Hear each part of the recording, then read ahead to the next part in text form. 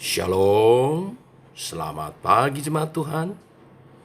Berjumpa kembali dalam doa pagi online. Merespon pasca hari Pentakosta kemarin, apa yang harus kita lakukan? Yaitu berjalan dalam roh. Roh Kudus, ku rindu padamu. Selalu bergantung dalam tuntunannya.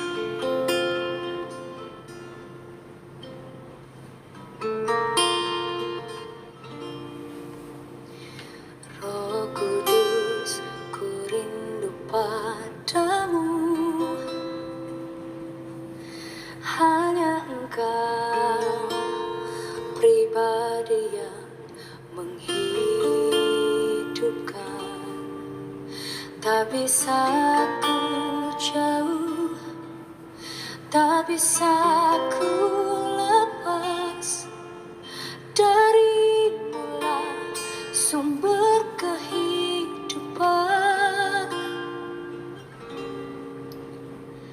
Roh Kudus, ku rindu padamu. Hanya Engkau pribadi yang menghidupkan. Tak bisa ku jauh, tak bisa ku lepas darimu-lah sumber kehidupan. Hanya Engkau yang ku cinta.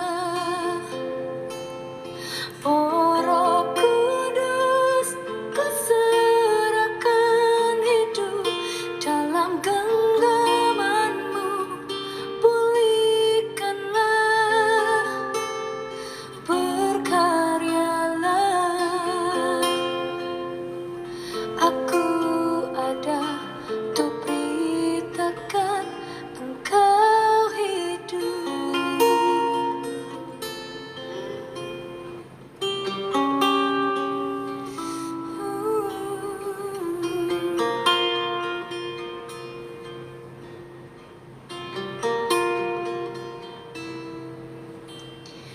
Roh Kudus, ku rindu padamu. Hanya Engkau pribadi yang menghidupkan. Tak bisa ku jauh, tak bisa ku lepas darimu-lah sumber kehidupan.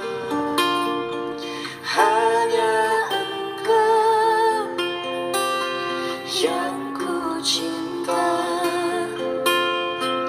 Oh Roh Kudus, ku serahkan hidup dalam genggaman-Mu. Pulihkanlah, berkaryalah.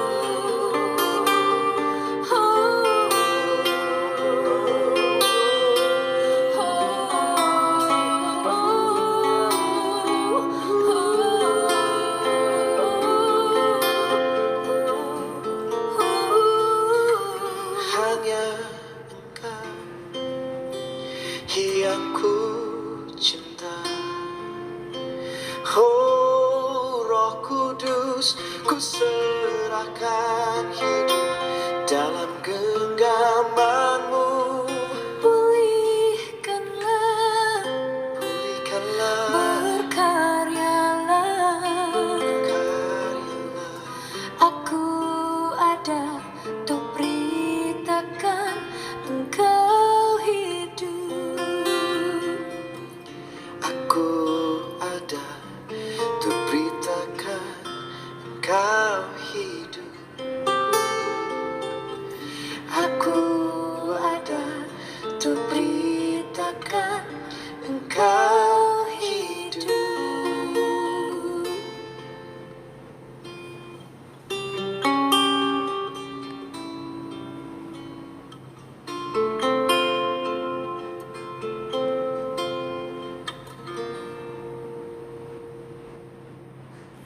Tiba waktunya untuk kami merenungkan firman-Mu.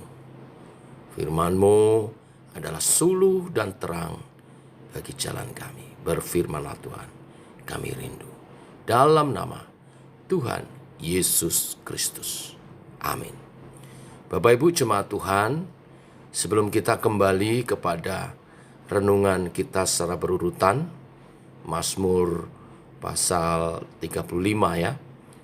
Saya rindu kita masih membahas satu topik dulu sebelum renungan berurutan itu, yaitu berkenaan dengan hidup oleh roh. Oleh sebab itu kita pagi ini merenungkan Roma 8 ayat 1 sampai dengan yang ke-17. Demikian firman Tuhan. Hidup oleh roh. Demikianlah sekarang tidak ada penghukuman bagi mereka yang ada di dalam Kristus Yesus. Roh yang memberi hidup telah memerdekakan kamu dalam Kristus dari hukum dosa dan hukum maut. Sebab apa yang tidak mungkin dilakukan hukum Taurat karena tak berdaya oleh daging, telah dilakukan oleh Allah dengan jalan mengutus anaknya sendiri dalam daging, yang serupa dengan daging yang dikuasai dosa karena dosa.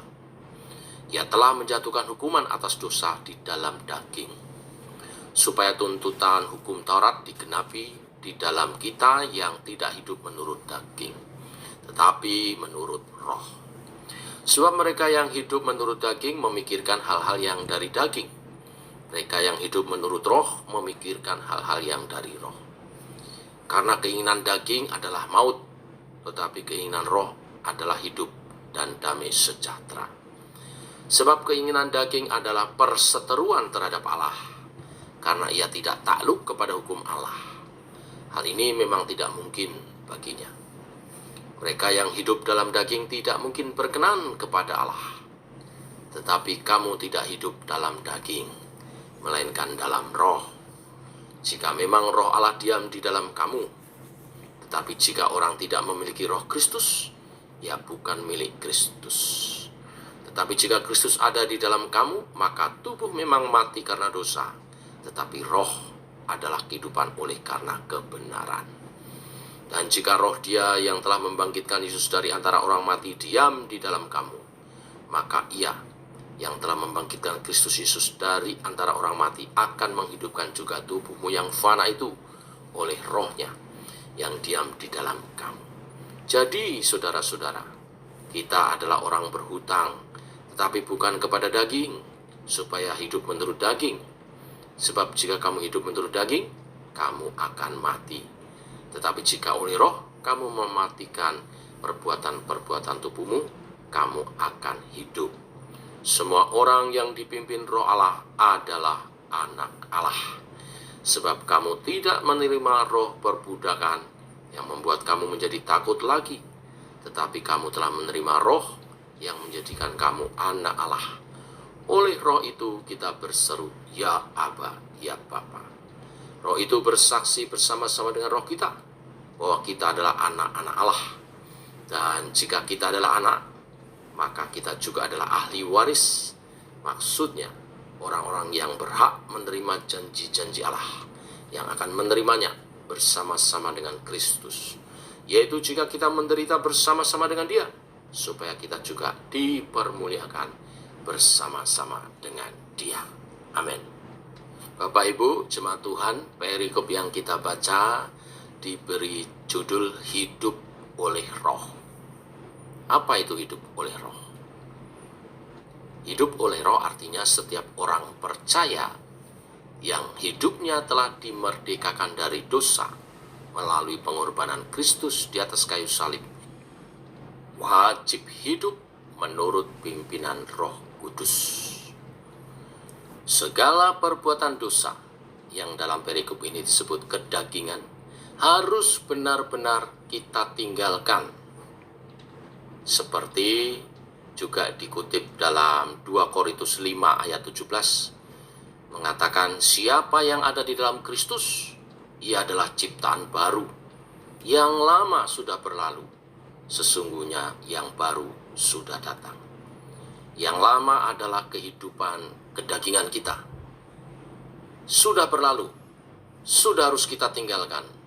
Yang baru adalah kehidupan roh kita bersama dengan Tuhan Yesus. Mengapa kita harus membuang semua perbuatan daging?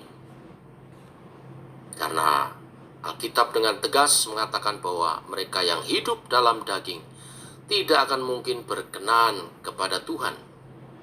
Ya, ayat 7a tadi mengatakan sebab keinginan daging adalah perseteruan dengan Allah.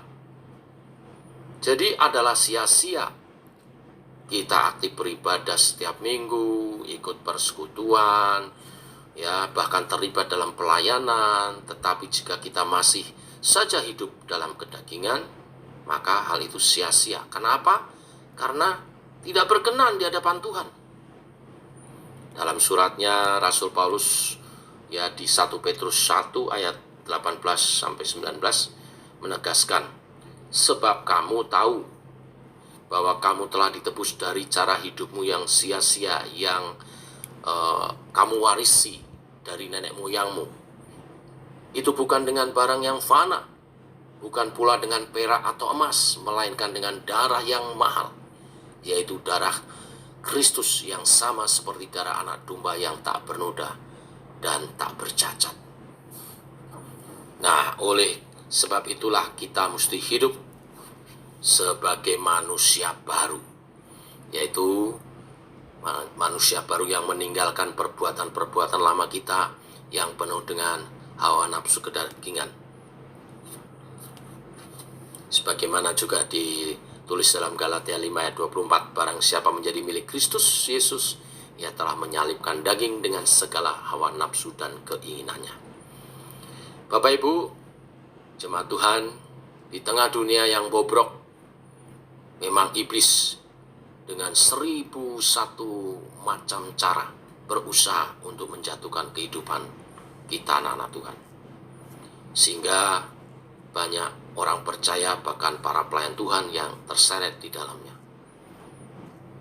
jatuh dalam dosa atau masih saja hidup dalam kedagingan, terikat dan dikendalikan oleh dosa. Menyedihkan kembali, perbuatan-perbuatan dosa akhirnya dianggap sebagai sesuatu kebiasaan yang wajar. Ibadah dan pelayanan yang dilakukan dianggap sebagai rutinitas semata. Ibadah dan pelayanan terus berjalan, sementara perbuatan dosa juga enggan dilepaskan. Kita tidak boleh demikian. Ya, Roma 8 ayat 13 yang tadi kita baca. Sebab jika kamu hidup menurut daging, kamu akan mati.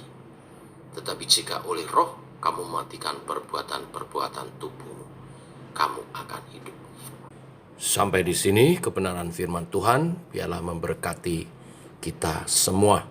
Setelah Roh Kudus dicurahkan, setelah Roh Kudus memenuhi hidup kita mesti hidup oleh Roh Kudus itu. Menuntun, memimpin hidup kita hari demi sehari.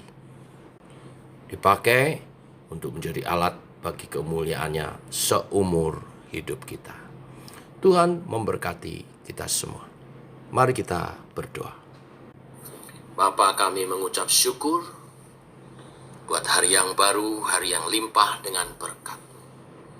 Dan Engkau memberkati kami dengan firman-Mu, Saat kami buka mata, kami sehat oleh pertolongan Tuhan, dan kami mendengar kebenaran firman melalui ibadah doa pagi online hari ini. Engkau mengingatkan kepada kami sebagai manusia baru, ciptaan baru di dalam Kristus. Seharusnya kami tidak lagi hidup dalam kedagingan, kami hidup secara roh, hidup dalam roh, dalam pimpinan Roh Kudus, di mana kecenderungan hidup kami mestinya adalah hal-hal rohani. Bimbing kami ya Tuhan, ampuni bila di waktu-waktu lalu masih ada hal kedagingan. Kami mau Tuhan meninggalkannya, kami mau menurut pimpinan Roh Kudus-Mu, menurut kebenaran firman-Mu, sehingga janji-janji berkat yang menyertainya digenapi atas hidup kami. Demikian doa kami menyertai perjalanan hidup kami, berjalan bersama dengan Tuhan sepanjang hari ini. Terima kasih Tuhan, dalam nama Tuhan Yesus kami berdoa, kami bersyukur. Amin. Demikian saudara, doa pagi kita.